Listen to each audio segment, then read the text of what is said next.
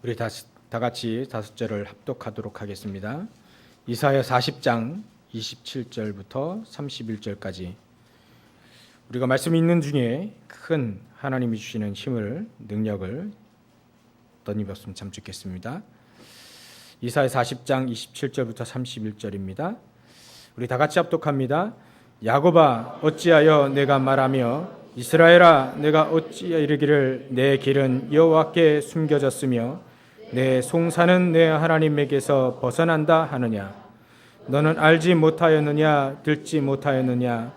영원하신 하나님 여호와 땅끝까지 창조하신 이는 피곤하지 않으시며 곤비하지 않으시며 명철이 한이 없으시며 피곤한 자에게는 능력을 주시며 무능한 자에게는 힘을 더하시나니 소년이라도 피곤하며 곤비하며 장정이라도 넘어지며 쓰러지되 오직 여호와를 앙망하는 자는 새 힘을 얻으리니 독수리가 날개치며 올라감 같을 것이요 다른 박질하여도 곤비하지 아니하겠고 걸어가도 피곤하지 아니하리로다. 아멘. 요즘 시대는 참 어려운 시대입니다. 우리 예수 믿는 사람들이 모슬렘 지역에 가서 많이 예수 믿는 사람들이 죽기도 하고 지금도 예수 믿는다는 이유로 그냥 배 타고 가다가 바다에 던져버리고 또 잔혹하게 죽이기도 하고 그런 시대입니다. 거기는 본격적인 핍박이 늘어나는 시대고요. 이 사단 마귀는 안 보이지만 우리 인간들, 특히 우리 신자들을 넘어뜨리려고, 그 중에서도 후대들을 넘어뜨리려고 이 사단 마귀는 온갖 계략을 쓰고 활동하고 있습니다. 그거를 이제 우는 사자와 같이 삼키울 자를 찾으러 다닌다 이렇게 표현했죠. 제가 인터넷 기사를 이렇게 좀 보니까 이슬람 지역에서 그런 어떤 극단적인 지도자가 왜 이렇게 재앙이 임하고 또 지진이 일어나고 이러느냐, 그 원인을 하나 찾아내서 발표를 했는데요. 여자들이 청바지를 입어서 그렇다. 인터넷 기사를 좀 봤습니다.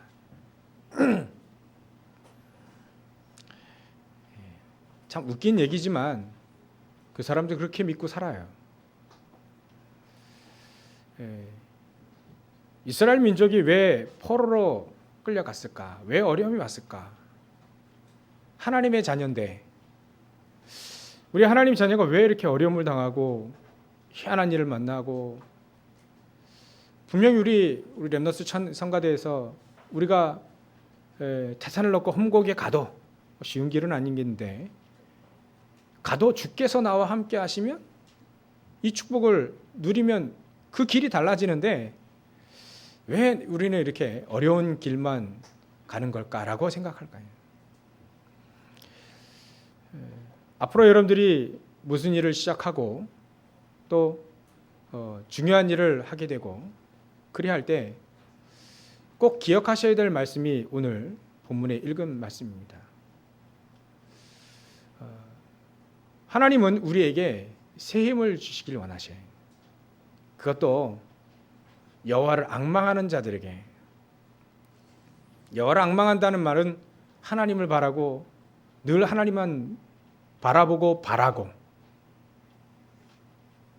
내가 태산을 넘고 험곡에 가더라도 주께서 나와 함께 하시는 그 하나님만 늘 붙잡고 가는 그런 인생이죠.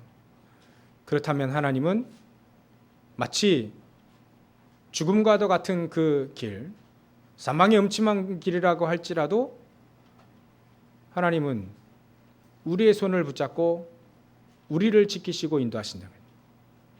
제가 시편 23편을 보니까 놀라운 단어가 나왔어요. 거기 보면 주께서 내 원수의 목전에서 상을 베풀어 주시고 라고 하는 표현이 나옵니다. 하나님 우리와 함께 하시면요, 그걸 누리게 되면 내 원수 앞에서 밥상을 딱 차려주는 겁니다. 밥상은 먹으라고 차려준 거 아니겠습니까? 원수 앞에서 천천히 밥을 먹는 겁니다. 그걸 곰곰이 생각해 보면 이 다윗의 삶이 목동 시절 때도 그랬지만 이 사울 왕이 자기를 죽이려고 했던 장인 아닙니까? 장인이 이 다윗을 사위를 죽이려고 계속 쫓아다닐 때 그때 쓴 시가 바로 시편 23편입니다. 근데 참 어렵잖아요. 도망 다닐 때 군사들이 막 추격해 오고 따라오고 그러고 있을 때 잠시 쉬는 게 동산에서 푸른 풀밭에서 누워서 쉬는 겁니다. 근데 그거를 다윗은 어떻게 표현했냐면 쉴 만한 물가로 인도하시는 듯하라고 표현했습니다. 어떻게 이렇게 얘기할 수 있을까요? 목이 말라서 거기는 광야라 시냇가에 많이 없잖아요. 목이 말라서 막 그 목말라서 시냇가를 찾는데 그것도 형편이 도망다니는 신세예요. 근데 나를 푸른 초장에 누이시고 쉴만한 물가로 인도하시는, 쉴만한 물가가요. 지금 잠시 목을 축이고 또 도망가야 됩니다. 근데 다윗은 우리가 소풍 나오듯 우리를 착각하게 하는 시편이 바로 이 시편 23편 아니겠습니까? 근데 다윗은 그것을 가장 어려울 때 그렇게 썼습니다. 동화처럼 썼냐? 사실은 사망의 음침한 골짜기를 지날 때에도 다윗은 그 비밀을 얘기하죠. 주께서 나와 함께 하심이라. 그것이 그렇게 얘기할 수밖에 없는, 도망다니는 풀밭에 잠시 누워 쉬는 것이 나를 쉴 만한, 하나님이 나에게 주시는 쉼, 잠시 목을 축이는 그 시간이 나에게는 최고의 시간인 거죠. 다윗은 그렇게 시를 썼습니다. 나중에는 어떻게 정복했냐? 원수의 목전에서 밥상을 딱 베풀어 주시고 그걸 먹을 수 있는 그런 위치까지 하나님은 인도하신다는 거죠.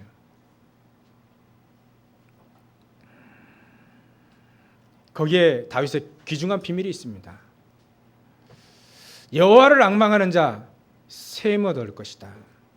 다윗은 이 말씀을 진짜 누렸습니다.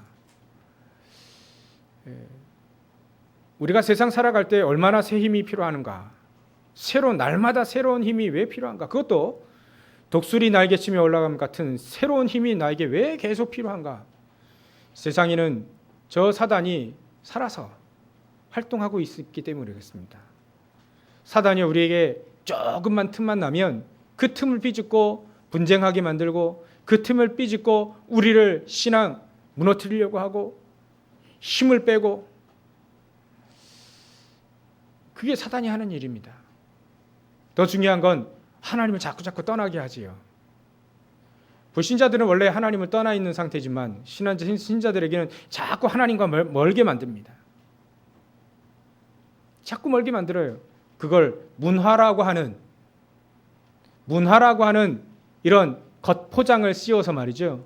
사단은 우리를 자꾸 하나님과 떠나게 만듭니다. 이스라엘 민족이 가나안 땅 들어왔을 때는 그들은 언약궤를 딱 붙잡고 그러고 들어왔습니다. 근데 살다 보니 만나는 당연히 끊기고 이제는 농사를 지어야 되는 거예요. 농사를 짓다 보니까 때로는 흉년이 일고 때로는 풍년이 있고, 그러다 보니까 그것도 하나님 부르는 것도 이 사람들이 하루 이틀이지 자꾸 반복이 되니까 이 사람들이 어디를 쳐다보게 되냐면 다른 데를 쳐다보는 거예요. 그 다른 곳이 이방신입니다. 이방신. 그 신이 바로 바알과 아세라, 이게 풍요의 신이거든요. 다산의 신입니다. 그러니까 농사 지을 때도 필요한 신인 거예요. 그 사람들이 얘기할 때 말이죠. 그러니까 이스라엘 민족이 일단은 내가 먹고 살아야 되니까 말이죠. 일단 농사를 지고 먹고 살아야 되니까 이제는 현실 문제에 부닥친 겁니다. 그 현실 문제를 복음으로 봐야 되는데 그걸 보지 않고 이제는 현실과 타협하는 쪽으로 간 거예요. 그래서 하나 둘씩 이 사람들이 우상을 섬기게 된 겁니다. 제가 어제 핵심을 딱 드리고 있는데 어떤 분이 자꾸 말을 시켜요. 진짜 이 말씀대로 이루어집니까? 물어보더래요. 어디 교회 출석하시나요? 그랬더니 임마누엘 서울교회 출석하신다 하더라고요. 이 말씀대로 이대로 이루어집니까? 그래서 제가 그랬어요. 그렇게 하시려고 하나님 우리에게 말씀 주신 거 아니겠습니까? 그러니까 이분은 이제 제가 목사라는 거 모르고요. 대화하다 보니까 목사다 얘기했더니 놀라워하더라고요. 그렇게 안 보이나 봐요. 제가 청바지 입고 티 입고 재킷 입었으니까 그런지 몰라도 정말 하나님의 말씀이 성취되지는가? 정말 하나님이 나와 함께 하시는 것 맞는가? 그 체험이 없으면 사실은 푸른 초장에 누이시고 쉴만한 물가로 인도하신다는 고백은 할 수가 없겠죠. 더군다나 원수의 목전 앞에서 도망가야지 상을 베풀어 주신 하나님이 그걸 나를 지키신다는 것 안 믿어지겠죠. 일단 현실 문제에 그분이 잡혀 있는 걸 봤어요. 현실 문제가 바로 아는 사람이라고 얘기하는데 그분일지도 모르는데 나이가 한 50 넘으신 것 같아요. 근데 결혼 문제를 얘기하더라고요. 결혼 문제. 이 나이 되도록 내가 아는 사람인데 동생이라고 얘기하는데 그분일 수도 있습니다. 아닐 수도 있고요. 물어보진 않았는데 나이가 50 넘도록 거의 60 다 되도록 결혼을 못했다는 겁니다. 만약에 말씀을 붙잡으면 결혼할 수 있습니까? 라고 물어보시더라고요. 결혼하는 것이 중요합니까? 물어봤더니 당연히 중요하죠. 근데 그 결혼의 문제, 결혼 못하는 그 문제는 결국 결혼 문제가 아닐 겁니다. 우리 인간이 하나님을 떠나서 생기는 문제일 겁니다. 만약에 그분이 결혼 못했다면 하나님을 만나게 하십시오. 때로는 결혼 못하는 것도 하나님의 큰 뜻이 있습니다. 다니엘 같은 경우에는 환관이었잖아요. 결혼 못한.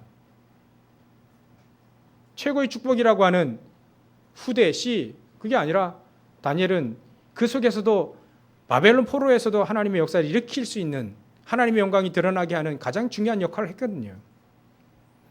제 성경을 보니까 예수님 태어날 당시에 넌 그리스도를 볼 것이다 라고 하는 이 과부가 말이죠. 한 8년 정도인가 남편과 살다가 80년 동안 과부로 살아간 거예요. 무슨 언약을 붙잡았냐면 하나님은 이 여인에게, 이 노파에게 이 그리스도를 살아있을 때 그리스도를 볼 것이다. 이 언약을 딱 붙잡고요. 평생 산 거예요. 제가 그런 얘기를 해줬습니다. 결혼 중요합니까? 중요하지요. 때로는 하나님의 더 큰 계획이 있어서 그렇게 하실지도 모릅니다. 성경에는 그렇게 나와 있습니다. 얘기했더니 안 믿으시더라고요.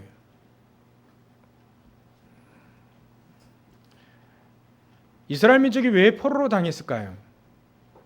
하나님의 백성이라고 하고 하나님의 선민이라고 하는데 왜 포로를 당했을까요?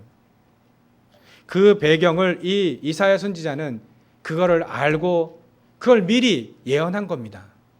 앞으로 있을 일을 예언한 겁니다. 우리가 포로로 끌려갔을 때 가장 필요한 것이 무엇이겠습니까? 사람들은 포로 끌려가고 노예로 끌려가면 포기하겠죠. 좌절하겠죠. 인생을 대충 살겠죠. 그때 가장 필요한 것이 오직 여호와를 앙망하는 겁니다. 그리하게 되면 하나님은 셈을 주시는 거죠. 때로는 셈이 없어도 됩니다. 주께서 나와 함께 하시니까. 그 가장 중요한 것이 오직 여호와를 앙망하는 것이 가장 중요합니다. 하나님 우리가 앙망하고 하나님을 바라고 하나님을 붙잡을 때 하나님은 비록 내가 하나님을 붙잡고 있는데 초대교회 사람들은 사자에게 물어뜯겨 죽이고 불에 타 죽고 그래 하잖아요. 힘을 주시면 사자 한번 때려 눕히고 불탈 때 훅 불어서 좀 불 좀 끄고 그런 기적들을 내려면 얼마나 좋습니까? 불 다 타려고 하는데 하늘에서 막 기적이 일어나서 비가 내리고 이러면 얼마나 좋겠어요. 칼로 목을 딱 치려고 하는데 쳤는데 칼 부러지고 얼마나 좋겠습니까? 하나님의 능력이 나타나면. 근데 이분들은 오직 여호와를 한번 딱 붙잡고 기쁘게 죽었습니다. 스데반은 멋진 설교 하나, 하나님이 정말 우리와 함께 하시는 그 축복, 그걸 너희들은 놓쳤다라고 얘기하는 단 한 번의 설교도 돌맞아 죽었거든요. 어찌 보면 비참한 거 아니겠습니까? 근데 이분들은 가장 중요한 여호와를 앙망하는 그 힘, 그거 하나, 내가 하나님을 앙망하고 하나님을 붙잡고 내가 하나님을 붙잡지 않으면 나의 존재를 잊어버리는 그런 위기가 올 것 같은 그런 간절한 심정으로 하나님을 붙잡는 겁니다. 평상시에 늘 항상 위기가 올 때 여러분들 암 걸리고 뭐 큰 위기가 왔을 때 하나님 붙잡는 것도 참 그렇게 해서라도 하나님 붙잡는 것도 참 복이지요. 근데 우리가 늘 항상 평상시에 다윗과 같이 하나님을 붙잡게 되면 오직 여호와를 앙망하는 자라면 하나님은 새 힘을 주시고 소년이라도 피곤하며 넘어지며 장정이라도 넘어지며 자빠지되 옛날 성경 그렇게 표현되는 자빠진다. 쓰러지되 오직 여호와를 앙망하는 자는 새 힘을 얻을 것이다. 그것도 어떤 새 힘이냐? 독수리가 날개치며 올라간 같은 그 새 힘이죠. 여러분들 이 힘, 오직 여호와를 앙망하는, 거기 오직이라는 단어가 있습니다. 그래서 우리 신자들은요, 오직이라는 단어를 잘 붙잡아야 될 것 같습니다. 오직 여호와를 앙망하는 자. 우리 하나님 믿는 신자들은요, 오직 여호와를 앙망하는 자여야 됩니다. 오직이 안 되면요, 다른 것을 잘 이렇게 보거든요. 현실 문제에 다른 데를 봐요. 문화를 보고, 그것도 우상 문화를 보고, 조금 우리에게 위로를 줄 것 같은 무당에게 찾아가고, 그 뭐 대단하다고 말이죠. 예전에 그 왜 공원 올라가면요, 뽑기 점, 그 새가 한 마리 딱 나와가지고요, 그거 있지 않습니까?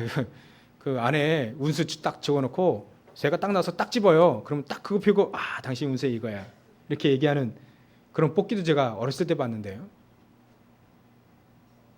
말 못하는 그 새가 말이죠, 자기 자아도 없고 본능대로 행동하는 그 새가 딱 집어주는, 그거 딱 피고 그거에 우리의 인생을 맡기는 그런 어리석은 인간들입니다.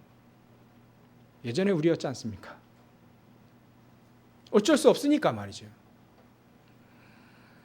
귀신들은 왜 무당에게 찾아가고 왜 철학관 가고 왜 그럴까요? 모르니까요. 현실 문제를 이길 수 있는 힘이 없으니까. 그래서 하나님은 우리에게 이렇게 말씀하십니다. 오직 여호와를 앙망하는 자는 새 힘을 얻을 것이다. 오직. 우리 하나님의 백성들이 오직이 안 되면 이렇게 되어집니다. 하나님 안에서 가장 중요한 답을 얻지 못하면 다른 걸 쳐다볼 수밖에 없고, 또 하나님 안에서 하나님이 참 주시는 기쁨과 행복을 찾지 못하면 다른 걸 찾을 수밖에 없는 존재가 되는 거죠. 근데요, 다른 거 찾으면 또 찾아집니다. 우상 앞에 절을 하면요, 요 컵에다가 2년, 3년 동안 계속 절을 하고 빌면요, 귀신이 역사합니다. 그러면 나의 소원 들어줍니다. 귀신이. 애기 못 낳으면 애기도 낳게 해줍니다. 병도 나을 수 있습니다. 근데 결국은 그리하다가 망하는 거예요. 귀신이 사단이 가는 그 지옥까지 끌려갈 수 있는 겁니다. 이 행동이 무엇이냐면 하나님 안에서 기쁨과 행복과 답을 찾지 못하면 다른 거 하게 돼 있다는 거예요. 다른 거. 그래서 우리는 우리 신자라 할지라도요, 잠시 흔들릴 수 있거든요. 하나님의 백성이 우상 숭배하고 포로로 끌려갔잖아요. 그럴 수 있습니다. 잠시 다른 거 쳐다보면서 끌려갈 수 있는 거예요. 우리가 한눈을 팔면 당연히 사고가 나지 않습니까? 마찬가지로 우리가 한눈을 팔면 사고가 날 수 있습니다. 근데 하나님 그 사고를 하나님의 영광으로 바꾸는 그런 시작이 되고 계기가 됐다는 건 지난주에 말씀드렸어요. 가장 중요한 것은 우리가 하나님 안에서 오직 여호와를 앙망하는 겁니다. 하나님 안에서 가장 중요한 기쁨과 행복을 찾는 거죠. 다른 곳에서 찾으면 절대로 행복을 찾을 수가 없고 기쁨을 찾을 수가 없고 불신자처럼 삶을 살길 수밖에 없는 거예요. 우리 하나님의 자녀가 말이죠. 자식을 통해서 기쁨을 찾고 행복을 찾으려고 하면 자식이 중요합니다. 우리는요. 너무 중요하죠. 여러분들 내 목숨하고 자식 목숨 누가 둘 중 안에 버려야 된다면 누굴 버리겠습니까? 우리 부모님들은 자신을 위해서 헌신하지 않습니까? 그렇듯 자식 너무 중요한데 자식에게 기쁨과 행복을 찾으려고 우리의 진정한 기쁨과 행복을 찾으려고 하면 안 된다는 거죠. 그것은 자식을 우상으로 만드는 결과요. 그 결과는 결국 그 자식이 우리에게 기쁨을 줄 수 없는 것 나중에 깨달아집니다. 돈이 우리에게 기쁨과 행복을 가져다 준다라고 만약에 착각한다면 만약에 좋은 학벌이 우리에게 진짜 기쁨과 행복을 준다면 줄 것 같이 그렇게 우리가 잠시 속는다면 그건 속는 겁니다. 그러면 진짜 나중에 큰 문제가 오게 되죠. 그래서 우리는 무엇이어야 되냐면 오직이어야 됩니다. 오직 여호와를 앙망하는 자이어야 됩니다. 하나님 안에서 가장 기쁨이 있고 하나님 안에서 가장 행복이 있고 하나님 안에 답이 우리 인생에 답이 있다는 것 발견해야 됩니다. 그 답이 우리는 그리스도 아닙니까? 우리가 하나님을 떠나고 창세기 3장에 하나님을 떠나고 우리에게 들여닥친 문제가 우리 인생의 근본적인 문제입니다. 하나님을 떠나니까 내 주인 진짜 행복이 없어졌어요. 물고기가 물 밖으로 뛰어난 것처럼 행복이 없어졌습니다. 물고기가 이제 죽는 겁니다. 바닥바닥 뛰는 게 그것이 발버둥치는 거예요. 살아보려고요. 근데 결국은 죽는 겁니다. 우리 인간도 하나님을 떠난 인간은 그렇게 됩니다. 여러모로 발버둥칩니다. 돈을 열심히 벌려고 하고요. 성공하려고 하고요. 권력을 잡으려고 하고 그걸 안 놓치려고 하고요. 여러 가지 애를 쓰지 않습니까? 발버둥치는 겁니다. 좋은 큰 집에 궁궐 같은 후세인이 말이죠. 그렇게 집을 짓고 뭔가 해보려고요. 뭔가 행복해 보려고 했으나 그것은 진정한 평안이 진정한 행복이 없다는 것을 하나님이 얘기해 주신 겁니다. 그래서 우리 인간이 진정으로 행복을 얻을 수 있는 단 하나의 길, 하나님 만나는 그 길이 바로 그리스도입니다. 그 그리스도가 과연 누구냐? 예수. 그래서 예수님이 과연 그리스도입니다. 그 예수 그리스도를 믿고 우리는 하나님을 만나게 되고 죄와 저주에서 완전히 해방된 겁니다. 사망에서 생명으로 완전히 옮겨진 게 된 겁니다. 더 이상 점치지 않아도 돼요. 더 이상 굿하지 않아도 됩니다. 더 이상 제사 안 해도 됩니다. 더 이상 새가 물어다 주는 그 운세 거기에 희망 거지 않아도 됩니다. 손금에 희망 거지 않아도 됩니다. 스포츠 신문에 보면 거기에 운세 너무 잘 나와 있던데 어떤 사람 참 맞다면서 이렇게 얘기하지만 그리 안 해도 됩니다. 하나님 우리의 목자 되시고 우리의 주인 되시니까 우리 안에서 우리의 삶을 이끌어 가시는 거죠. 그게 바로 오직입니다. 그게 바로 오직 여호와를 앙망하는 자, 셈을 얻게 되는 거죠. 여러분들 오늘 예배를 드리면서 이 오직의 축복을 회복하시길 주의 이름으로 축원합니다. 오직 여호와를 앙망하는 자, 셈을 얻으리라. 그럼 우리는 이 오직 앙망하는 자, 오직 그리스도 이거 어떻게 하면 어떤 언약을 붙잡고 이 오직을 회복할 것인가? 오직 여호와를 앙망하는 자, 어떻게 어떤 언약을 붙잡고 셈을 얻어야 되는가? 어찌 보면 여러분 평생 언약이 되어야 될 바로 그루터기입니다. 지난주에 말씀드렸던 이사야 6장 13절에 그루터기, 밤나무 상수리 나무가 배임을 당하여도 거기에는 그루터기가 남아있다 했죠. 그 그루터기, 그래서 이 그루터기는요 우리 어른들을 말하는 겁니다. 어른들이 계시는 거예요. 이 어른들 안에 그 그루터기에 싹이 나오니까 그걸 렘넌트라고 하는 겁니다. 우리의 평생에 말이죠. 이 렘넌트 언약, 이 그루터기 언약을 붙잡고 우리 어른들은요 그루터기 언약을 붙잡는 겁니다. 렘넌트의 발판, 우리를 통해서 렘넌트들이 전 세계 정치, 경제, 문화를 살릴 수 있는 겁니다. 요즘에는 특히 정치계를 좀 살려야 되는 귀중한 렘넌트들이 계속 일어나야 되겠다라고 하는 생각이 너무 많이 듭니다. 예전에도 정치가 물러났긴 했지만 말이죠. 요즘에는 그 정치가 법을 만드는데 희한한 법을 만들어요. 제 기사를 보니까 이미 저 미국에서는 말이죠. 미국 연방 대법원에서 동성, 남자와 남자, 여자와 여자 말이죠. 동성 결혼을 합법화하는 그런 판결이 났습니다. 그래서 오바마 대통령이 자유와 평등의 인권의 회복 시대가 열렸다 이렇게 축하했지요. 진정한 그게 인권인지 그게 진정한 자유고 평등인지 성경 그렇게 얘기하지 않고 있는데 로마서 1장 2장 쭉 보면요. 그 동성연애 그 자체를 죄라고 표현되어 있습니다. 하나님 남자와 여자를 만들었지 남자와 여자 사이에서 결혼하고 후대들을 그렇게 하려고 하나님은 남자와 여자를 만든 겁니다. 근데 남자와 남자 결혼할 수 있다면 뭐터로 여자를 만들었는지 그게 이해가 안 되는 것 같아요. 남자가 원래 하나님 남자부터 아담부터 만들지 않습니까? 근데 홀로 독초하는 것이 좋지 못하여서 여자를 또 만들었습니다. 하나님. 남자 혼자만 다 할 수 있다면 뭐터로 여자를 만들었겠어요? 그 오바마 대통령이 말이죠. 그 교회 가서 어메이징 그레이스를 부른 사람입니다. 근데 한 입 가지고 성경 완전히 배반하는 그런 축하 메시지 날리고 말이죠. 그건 제가 볼 때는 그 대통령 그거 좀 더 해보고 인기 좀 얻어보려고 말이죠. 그럴지도 모르겠죠. 대통령이 그게 뭔데? 그 권력 잡은 거 꼭 뭔데? 하나님 말씀은 그렇게 정면으로 반박하는 건지 때로는 그렇게 살 수 있다는 겁니다. 어찌 보면 세상과 타협하면 그렇게 될 수 있다는 거죠. 그래서 우리는 저 정치계를 살릴 수 있는 렘넌트를 키워야 되는 겁니다. 제가 예전에는 한참 그런 생각을 갖고 있었어요. 나도 산업인이 돼서 돈 벌고 교회 헌금하고 많이 하고 그랬으면 참 좋겠다는 플랜 다 갖고 있었어요. 근데 하나님은 저를 사무엘을 만들지 않고 목회자로 만들었기 때문에 제가 여기 서 있는데요. 늘 그게 제 마음속에 늘 있는 겁니다. 산업인.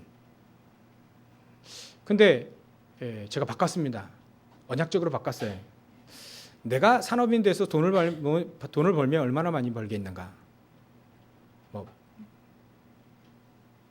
아무리 따져봐도 많이 벌 것 같진 않아요. 제가 돈 벌게 머리가 안 돼 있으니까. 그러면 생각을 바꿨습니다. 그러면 돈을 많이 버는 경제인들을 렘넌트를 키우면 되지 않겠는가. 생각을 바꿨습니다. 정치계 내가 정치할 필요는 없다. 네덜란드는요 목사님들도 정치합니다. 미국도 그렇고요. 근데 내가 정치할 필요는 없다. 정치 잘하는 우리 렘넌트들을 키우면 되지 않겠는가. 내가 문화사역 조금은 할 수 있지만 문화인은 될 수는 없다. 그렇다면 진짜 문화인 다윗과 같은 원래 직업은 왕인데 말이죠. 문화사역도 했습니다. 시도 짓고 또 수금도 타고요. 얼마만큼 잘 탔냐? 귀신이 떠날 만큼 잘 탔습니다. 그러면 다윗과 같은 그런 렘넌트를 키우면 되지 않겠는가 생각을 바꿨습니다. 그 다음부터 제 마음이 평안해진 거 있죠. 렘넌트의 언약, 그루터기의 언약, 우리 어른들의 평생 붙잡고 정말 이 시대가 너무 정치와 경제, 문화 너무 힘든 시대가 됐습니다. 어려운 건 둘째치고요. 힘든 시대가 됐습니다. 그 시대를 살리고 불을 밝힐 참 빛을 밝힐 귀중한 렘넌트들이 일어날 때 그때 세상은 바뀌는 거예요. 이 시대에 다윗과 같은, 이 시대에 정말 다니엘 같은 그런 정치인들이 일어나고요. 요셉과 같은 정치인들이 일어나고요. 링컨 같은 정치인들이 일어나고, 이런 정치인들이 일어나서 정치를 좀 제대로 할 수 있도록 우리 어른들이요, 기도해 주셔야 됩니다. 생명을 걸고 우리가 기도를 해야 됩니다. 오직 여호와를 앙망하는 그런 마음으로 이 언약을 붙잡고 기도해야 되는 거죠. 그래서 우리는 정말 가장 중요한 게 오직입니다. 오직 여호와를 앙망하는 자. 어떤 언약을 붙잡고요? 하나님 나와 함께 하시는 건 당연하고요. 내가 정말 기도해서 정말 우리 후대들이 정치 경제 문화를 바꿀 수 있는 최고의 렘넌트들이 일어날 수 있도록, 이런 후대들이 일어날 수 있도록 말이죠. 정말 하늘 붙잡고 기도하는 겁니다. 그 언약을 붙잡고 우리는 여호와를 앙망하는 겁니다. 새 힘을 얻어서 우리가 조금 열심히 일을 해서 돈 잘 버는다? 그건 불신자도 하는 겁니다. 우리는 언약이 있어야 됩니다. 언약. 렘넌트의 언약을 붙잡고 오직 여호와를 앙망하는 자. 밥 안 먹어도 힘낼 수 있는 그런 힘을 말하는 게 아닙니다. 오직 여호와를 앙망하는 자, 언약을 붙잡고 이 시대를 불을 밝힐, 빛을 발할 그런 렘넌트를 키울 수 있을 만큼의 힘을 말하는 겁니다. 그 힘, 그게 바로 오직 여호와를 앙망하는 자, 렘넌트의 언약을 붙잡고 기도하는 겁니다. 두 번째로 우리가 어떤 언약을 붙잡고 기도해야 되냐면 이사야 7장 14절에 이리 되어 있습니다. 처녀가 잉태하여 아들을 낳을 것이니 그 이름을 임마누엘이라 하리라. 다른 언약이 아닙니다. 주께서 나와 함께 하시는 그 축복, 언제든지 나와 함께 하신 축복, 내 머리털까지 세신 바 되고 눈동자와 같이 우리를 살리시고 그 눈전을 막 우리를 불꽃같이 우리를 지키시는 그 하나님, 그 하나님을 나와 함께 하시는 그 하나님, 그걸 누리는 겁니다. 그 임마누엘 축복, 이 언약을 가지고 여호와를 앙망하는 겁니다. 여러분들, 하나님 우리와 함께 하십니다. 하나님 우리 한 번도 떠나신 적이 없습니다. 우리가 하나님을 외면한 적은 있어도 하나님 우리를 외면한 적이 없습니다. 다윗은 이렇게 얘기합니다. 너희 부모들은 너희 자식을 버릴지라도 나는 너희를 버리지 않겠다. 그래서 이사야 43장에 보면 너는 내 것이다 이렇게 표현했습니다. 하나님은요, 여러분들을 이렇게 표현해요. 너는 내 것이다. 하나님이 딱 찜해놓은, 하나님이 찜해놨는데 누가 그거를 건드릴 수 있겠습니까? 로마서 8장 31절 39절에 보면 하늘에 있는 것이나 땅에 있는 것이나 천사라 할지라도 하나님의 사랑에서 우리를 끊을 수 없다 표현됐습니다. 세상에 어떤 피조물이라도 하나님의 사랑에서 우리를 끊을 자 없다는 겁니다. 왜냐하면 하나님이 우리를 찜했거든요. 하나님이 우리를 하나님 내 것이다. 너는 내 것이다. 내가 지명하여 너를 불러나니, 여러분들 불러서 이 자리에 앉아 계신 거예요. 그냥 온 게 아닙니다. 친구 따라, 남편 따라, 부인 따라, 아는 사람 따라 온 게 아닙니다. 내가 너를 지명하여 불러나니 너는 내 것이다.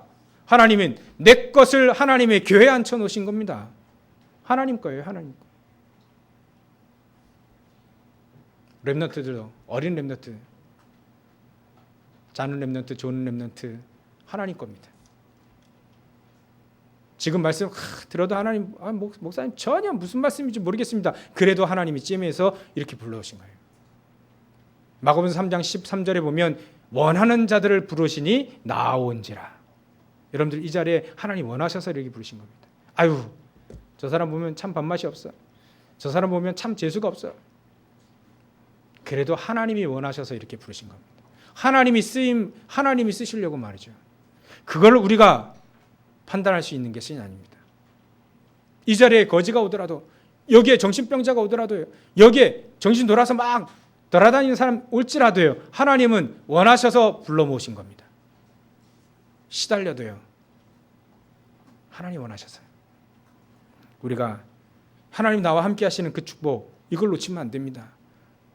내가 사망 음침한 골짜기를 다니셔도 하나님 나와 함께 하십니까? 라고 물어보면 안 돼요. 나와 함께 하시는 그 하나님, 그렇게 고백을 해야 됩니다. 왜냐하면 언제나 함께 하시니까요. 그러니까 늘 우리는 이거 늘 붙잡아야 됩니다. 처녀가 잉태하여 아들을 낳을 것이니 그 이름을 임마누엘이라 하리라. 왜 처녀가 잉태하여 아들을 낳을 것이죠? 마리아가 낳은 아들이 아닙니다. 처녀가 잉태하여 아들을 낳아요. 그 마리아가 처녀로 성령에 힘입어 아들을 성령에 힘입어 낳은 그분이 바로 그리스도인 거예요.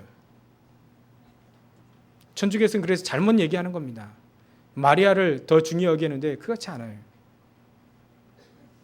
마리아를 빌려서 그리스도가 태어나신 겁니다. 왜 마리아냐? 왜 처녀여야 되냐? 성령으로 잉태되기 위해서요. 왜 성령으로 잉태되어야 되느냐? 하나님이 직접 오시기 위해서요. 죄 있는 우리의 육신의 모양이지만 죄는 없으신 그분이 하나님이시기 때문에요. 하나님이 오셔야만 죄 문제를 해결할 수 있고, 하나님이 오셔야만 사단의 머리를 깰 수 있고요. 하나님이 직접 오셔야만 하나님 만나는 길을 내실 수 있잖아요. 그래서 처녀가 잉태하여 여자의 후손이 그리스도가 이 땅에 오신 겁니다. 그 그리스도를 내 마음속에 영접하면 하나님의 자녀가 되는 겁니다. 그리하면 영원토록 하나님 우리와 함께 하십니다. 절대 떠나지 않는 거예요. 당연한 것인데 우리가 착각 놓쳐요. 그래서 그걸 늘 붙잡으라는 겁니다. 이 언약을 붙잡고 오직 여호와를 앙망하는 자는 샘을 얻을 것이다. 세 번째로 어떤 언약을 붙잡아야 되냐면 하나님의 말씀을 붙잡고 여호와를 앙망하는 것입니다. 하나님의 말씀은 살았고 운동력이 있다고 했습니다. 하나님의 말씀은 분명히 살아서 역사하신다고 했습니다. 우리의 관절과 골수를 찔러 쪼개기까지 하며 우리의 마음과 생각도 감찰하시는 그 하나님의 말씀, 지금도 살아계셔서 우리와 함께 하시는 그 하나님이 말씀으로 우리에게 계신 거예요. 그 하나님의 말씀, 그 언약을 딱 붙잡고 가야 되는 것이죠. 그래서 이사야 선지자는 40장 6절에 이렇게 되어 있습니다. 말하는 자의 소리여 이르되 외치라. 대답하되 내가 무엇이라고 외치게 이를까? 이르되 모든 육체는 풀이다라고 외치라. 모든 육체는 풀입니다. 풀은 마르고 시들게 되어 있습니다. 한철도 잘 못 가죠. 여호와의 기운, 세월이라고 하는 기운을 불어내면 우리 정말 이 나이가 꽃다운 나이라고 하죠.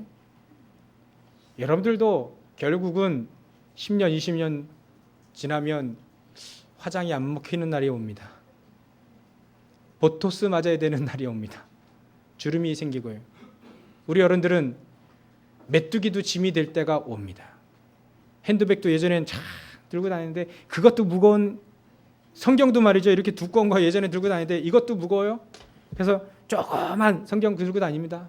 무거우니까요. 세월이라고 하는 하나님의 기운이 불면 그 꽃은 시들게 되어 있습니다. 우리 인생이 그래요. 그래서 뭐라 외치느냐 이렇게 얘기하시라. 모든 육체는 풀이요 그 모든 아름다운 들의 꽃과 같으니 푸른 마르고 꽃은 시드는 여호와의 기운이 그 위에 불미라. 이 백성은 실로 풀이로다. 그래서 이를 얘기하는 거예요. 푸른 마르고 꽃은 시드나 우리 하나님의 말씀은 영원히 서리라 하라. 영원히 변치 않는, 단 1.1하기라도 변치 않는 그 하나님의 말씀을 붙잡고 기도하라는 거예요. 그 하나님의 말씀을 붙잡고 오직 여호와를 앙망하라는 겁니다. 그리하면 샘을 주시게 되어 있다는 거죠.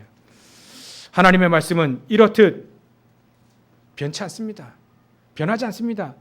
가장 진리입니다. 변치 않아요. 우리가 변하는 거 붙잡고 우리 인생을 걸면 안 됩니다. 변치 아니하는 하나님의 말씀을 붙잡고 그 하나님의 언약을 붙잡고 여호와를 앙망하는 겁니다. 그리하게 되면 하나님은 샘을 주시게 되어 있다는 거예요.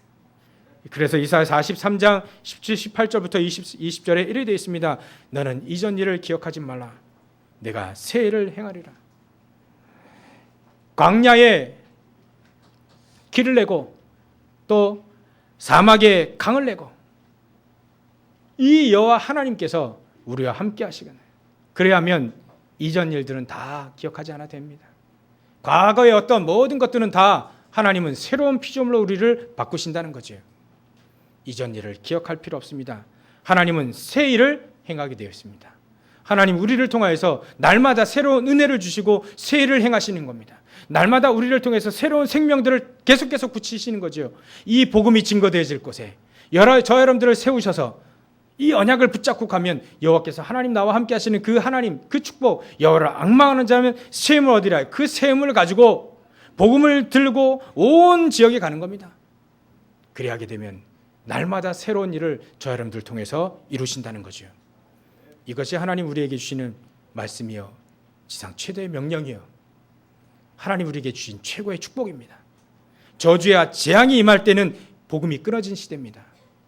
복음을 놓친 사람들에게 저주 재앙이 임하게 됩니다. 그러나 그 사람들 살리고 그 시대를 살리고 국가를 살릴 수 있는 것은 단 한 가지, 그들에게 복음이 증거되어지는 것밖에 없습니다. 그 일을 통해서 하나님은 이 시대를 살리기를 원하는 거예요.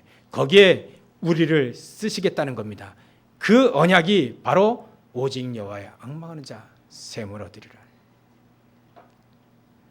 자, 여러분들 오늘 가장 어려운 시대입니다. 복음이 희미해지고 종교 통합주의요, 여러 법제들이 막 만들어져서 오직 예수 그리스도 하면 잡혀가는 시대가 올 거예요. 소송 걸리고 말이죠. 요즘에는요, 제가 들어보니까요, 어떤 목사님이 그 어떤 중학생인가요? 요 아이 복음을 증거하고 손을 붙잡고 영접하잖아요. 손 붙잡았다고 부모가 옆에서 지켜보고요, 그 소송 걸었어요. 성희롱했다고 말이죠. 요즘에는요, 손 붙잡고 기도도 못합니다. 손 붙잡고 영접 기도도 못합니다. 그런 시대가 옵니다. 그러나 오직 여호와를 앙망하는 여러분들을 통해서, 셈을 얻는 여러분들을 통해서 복음은 증거될 겁니다. 그렇게 하시기 위해서 하나님 부르신 최고의 이 축복 온전히 누리시길 주의 이름으로 축원합니다. 기도하겠습니다. 하나님, 감사와 영광을 돌립니다. 이 시대는 말씀이 선포되어지고 말씀을 들어도 무슨 뜻이지 못하는 영적인 황폐한 시대가 되어 왔습니다. 하나님, 이제는 하나님 말씀을 듣고 깨달으며 그 오직 하나님의 변하지 않는 그 말씀 붙잡고 오직 여호와를 앙망하여 셈을 얻으며 이 세상에 빛을 밝히는 최고의 축복 누리는 모든 성들을 될 수 있도록 주님께서 역사해 주시옵소서. 우리의 기도가 회복되어지게 하시고 우리의 믿음이 회복되어지는 귀중한 시간 될 수 있도록 인도하시고 우리의 오력이 회복되어지는 귀중한 한 날이 될 수 있도록 주님께서 역사해 주시옵소서. 예수 줄 믿사오며 힘을 주실 줄 믿사오며 거룩하신 예수님의 이름으로 기도 올렵나이다. 아멘.